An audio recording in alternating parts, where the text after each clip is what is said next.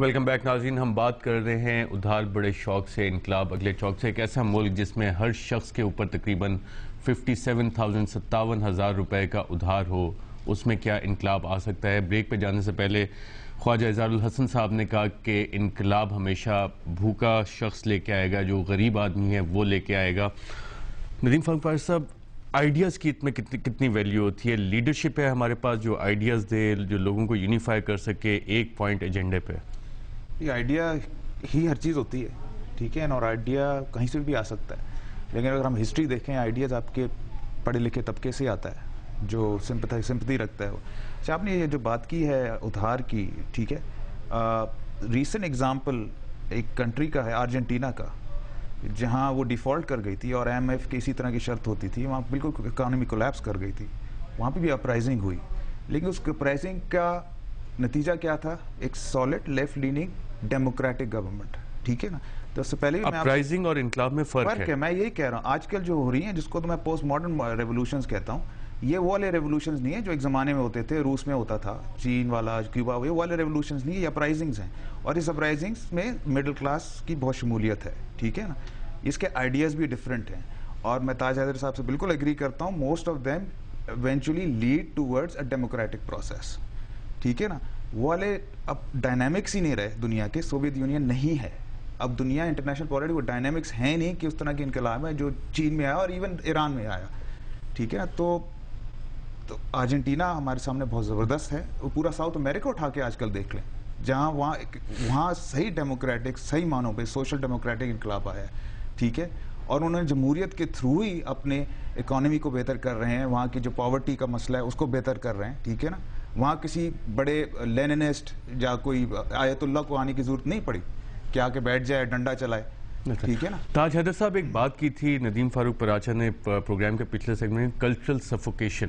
کیا جس معاشرے میں کلچرل سفوکیشن ہو, آئیڈیاز کا فقدان ہو, وہاں پہ انقلاب آ سکتا ہے؟ نہیں, دیکھیں, اپرائزنگ اور انقلاب میں فرق ہم نے کیا ہے. ایک تو ندیم, ہمارے جو پروڈکشن میتھڈز ہیں وہ اب اتنے سوفسٹیکیٹڈ ہو گئے ہیں کہ اب وہ پر کیپٹا پروڈکشن ہماری بڑھ گئی ہے, اور ایک گلوبل اکانومی ہے کہ جس میں ہم اسٹاپ گیپ ارینجمنٹس کر سکتے ہیں. کہیں بھی اگر ڈیفیسٹ ہوا ہے تو کہیں اور سے سرپلس آ کے اس کو بیلنس آؤٹ کر دیتا ہے. جہاں تک کلچرل سفوکیشن کا آپ نے کہا, تو ہر پروڈکشن سسٹم کا ایک کلچر ہوتا ہے, اور جو ہمارے مینز آف پروڈکشن ہے اور میتھڈز آف پروڈکشن ہے وہ ہمارے کلچر کو ڈٹرمن کرتے ہیں. ہمارا کلچر جو ہے, معاف کیجیے میں بار بار انگریزی کے الفاظ استعمال کر رہا ہوں اس لیے کہ یہ تمام چیزیں پڑھی میں نے انگریزی میں. ہمارا جو بھی ثقافت ہے وہ متعین ہوتی ہے ہمارے جو اکنامک نیڈس ہیں, اور اکنامک نیڈس جو ہیں وہ ہمارے ہر اسٹینڈرڈ کو ڈٹرمن کرتی ہیں. تو at the bottom of everything is the economy that we are following. اب اگر ہم ایک ایکویٹیبل ڈسٹریبیوشن سسٹم پہ جا رہے ہیں تو ہمارا کلچر کچھ اور ہوگا. دیر ول بی بگر فریٹرنیٹی, اور اس کے اندر ایک آزادی ہوگی, اور اس کے اندر جمہوریت ہوگی. لیکن اگر ہم ایک ایکسپلائٹیو سسٹم کے اندر جا رہے ہیں, there shall be repression everywhere. There is a dictator at the top, there shall be a dictator in every house. اور وہ ہمارے کلچر میں وائلنس کا ایلیمنٹ بڑھ گیا ہے زیادہ. وائلنس کا, دس از ویری ویری انفارچونیٹ کہ وائلنس جو ہے وہ ہمارے یہاں بڑھ گئی ہے. اور اس کی بھی ایک بنیادی وجہ ہے کہ اگر بندوق کے زور پہ آپ ملک پہ قبضہ کر سکتے ہیں, لیکن حکومت کا ایک اخلاقی جواز ہوتا ہے. The government has to attain a high moral platform. اگر آپ بندوق کے زور پہ ملک پہ قبضہ کر سکتے ہیں تو دوسرا بندوق کے زور پہ میرا موبائل بھی چھین سکتا ہے. اگر آپ کسی کی بات دلیل نہیں سن رہے, اگر افہام و تفہیم کا سلسلہ ختم ہو گیا ہے اور صرف مفادات ہی ہیں, تو پھر جس کے پاس جتنی طاقت ہے وہ استعمال کرے گا. اور ہم ایک صدیق صاحب لاہور سے کال کریں. صدیق صاحب, آپ کا ہمارے پینلسٹ کے لیے کوئی سوال ہے؟ اچھا, لائن ڈراپ ہو گئی ہے. خواجہ اظہار الحسن صاحب, کلچر میں ہمارے وائلنس جو ہے وہ کہاں سے آئے گی؟ یہ پہلی چیز تو یہ دیکھیں, جمہوریت کی جو بات کی ہے تاج صاحب کی, میں صرف سے ایک سینٹینس کہوں گا کہ دیکھیں, ڈیموکریسی کا مطلب ہوتا ہے کہ rule of people with the people for the people, اور اس کے گراس روٹ لیول تک اثرات جاتے ہیں.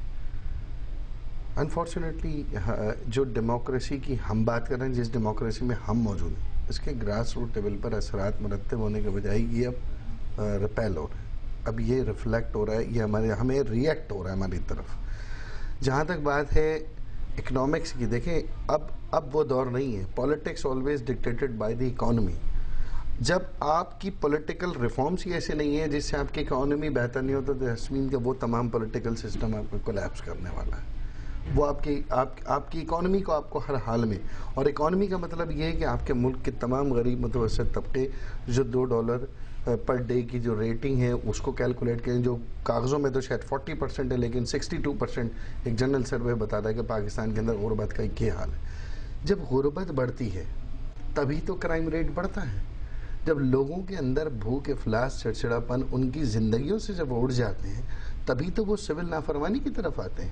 اور پھر یہ وہ ایلیمنٹ ہے، یعنی جب موب اس طرح کی حرکتیں کریں. فیصل آباد میں آپ جرائم کی شرح نکال لیں، گزشتہ 6 ماہ سے وہاں بے روزگاری ہے، اور 6 ماہ سے جرائم کی تعداد میں 109% انکریز ہوا ہے.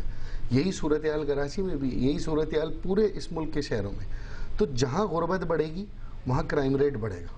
دوسری بات جو سب سے امپورٹنٹ ہے وہ یہ کہ دیکھیں، آپ اگر اس طریقے سے اس کو لیں کہ جب اتنا بڑا موب ریئیکٹ کرتا ہے جس طرح کہ اس وقت ہمارے سامنے ٹونیشیا میں ہے، یہ اس وقت ہے، تو وہ موب پیسفلی بھی ہو سکتا ہے، ڈیموکریٹک بھی ہو سکتا ہے، کنٹرول بھی ہو سکتا ہے. لیکن اگر کہیں ریاست نے اور اگر کہیں ان عناصر نے جو طاغوتی قوت ہے اس موب کو غلط طریقے سے ریئیکٹ کیا تو وہ انقلاب خونی ہو جاتا ہے. بالکل. یہاں پہ ناظرین ہم ایک وقفہ لیتے ہیں اور وقفے کے بعد اپنی گفتگو جاری رکھیں گے.